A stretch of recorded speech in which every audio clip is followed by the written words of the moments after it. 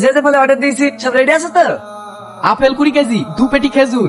সব মাল বাড়িতে পৌঁছে দিস। কেউ বাড়িতে ইফতারের ব্যবস্থা করবেন না, সব সবার বাড়ি বাড়ি গিয়ে ইফতার পৌঁছে দিয়ে আসবে।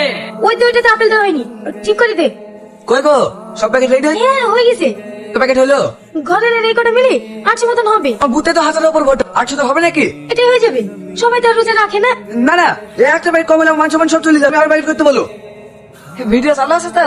চালু আছে। হ্যাঁ, আপনার কজন আছেন?